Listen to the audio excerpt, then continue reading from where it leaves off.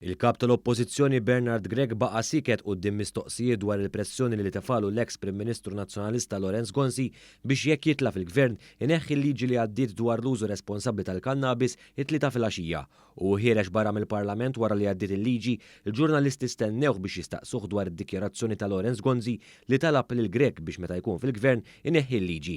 Viżibbilment skomdu jfittex il-pum tal-biba tal-karozza biex ilebbet lemmu jaħrab lill-ġurnalisti, Bernard Gregg ma weġibx talba ta' Gonzi. Taqbel ma' Lorenz Gonzi? Iva, jiena nkun qiegħed interessani illi nara illi kolli d-dejta kollha għal nkun nistgħu nanalizzaw is-sitwazzjoni. Sert naħu din il-liġi kif għalhom. Jiġifieri ma taqbilx ma' Lorenz Gonzi?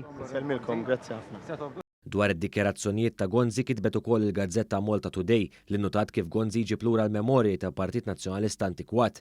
Fil-fatt James De Bono semma kif dan kollu jfakkar fil-Partit Nazzjonalista ta' żmien l-introduzzjoni tad divorzju u ċ-ċensura. Il-Malta Today notat ukoll l-inkonsistenza ta' Bernard Gregg e kif issa ġew ikkonfermati anke mill-Partit Nazzjonalista stess dikjarazzjonijiet kontrastanti dwar din il-liġi. Il-Gazzetta tispjega kif il-Grupp Parlamentari Nazzjonalista immina l-pożizzjoni ta' Gregg fuq din il-liġi u influenza d-deċiżjoni li l-Partit Nazzjonalista joħroġ kontrija. Dwar din id-dikjarazzjoni minn Lorenz Gonzi, One News taqsa wkoll id-deputat tal-establishment Joe Ellis. Ellis iddefenda lil Gonzi. Lorenz Gonzi huwa ċittadin bħal kwalunkwe ċittadin ieħor u għandu dritt li jesprimi ruħu. Ellis imbagħad iġġustifika wkoll il-pressjoni u l-iddettar li qed jagħmel Gonzi fuq il-kap Bernard Gregg billi saħaq li Gonzi għandu dritt jinfluwenza. Għandu dritt jesprimi ruħu u għandu dritt jipprova jinfluwenza l-opinjoni pubblika bħal kwalunkwe persuna oħra. Naħseb li hemm xejn illeġittimu f'daqshekk.